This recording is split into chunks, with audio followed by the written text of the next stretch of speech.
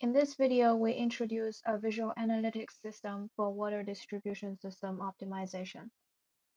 Water distribution systems are composed of water source and pumps, tanks, and other conjunctions. In order to find the optimal solution that minimizes energy cost, researchers alternate time controls of pump operations and use them as input variables to a hydraulic simulation model, where the outputs are the energy costs during the simulations. These energy costs are then processed as objective values, where a penalty is added if there is a violation of hydraulic constraint. The goals of water distribution system optimization are first to separate feasible inputs which have no violation of constraints from infeasible ones which has violations. The second goal is to identify optimal inputs with lowest energy costs. As the water distribution system becomes more complicated, so does the space of input variables. Sampling from the input space becomes more difficult, and adjusting the samples through trial and error with the simulation model is inefficient. Optimization algorithms can help with sampling, but most meta-heuristic algorithms are treated as black boxes and need guidance on starting points and parameters.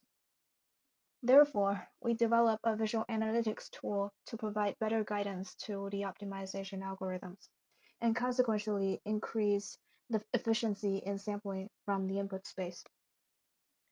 Now we demonstrate the usage of the system. In this system, the feature distributions view, the simulation overview, and the decision tree view are cross-filtering components so that users can dive into specific details through different aspects.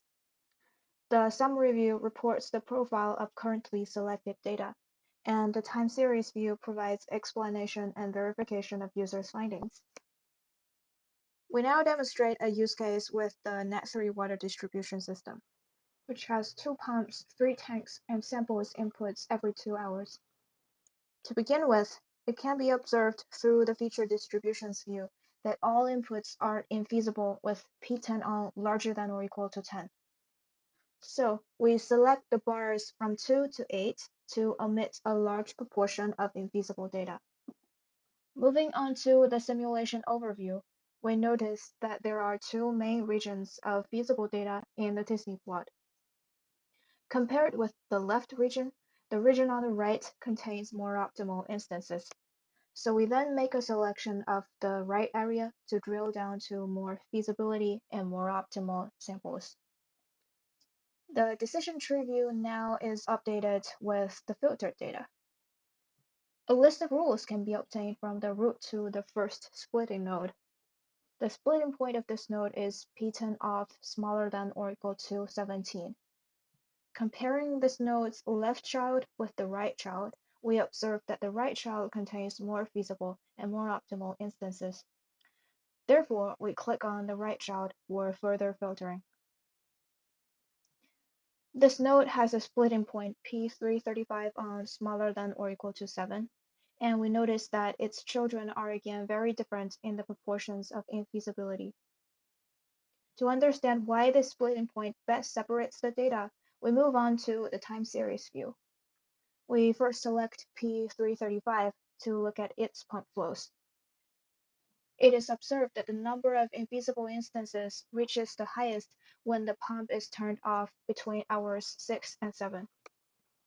If the pump is turned off after 7, the number of infeasible instances will decrease monotonically.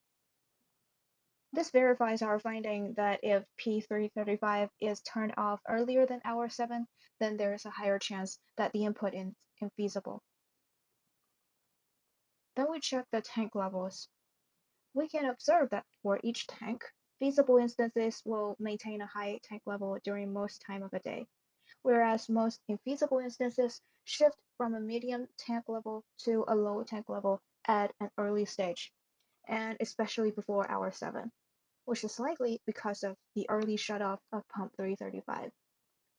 This observation explains the separability of the splitting point.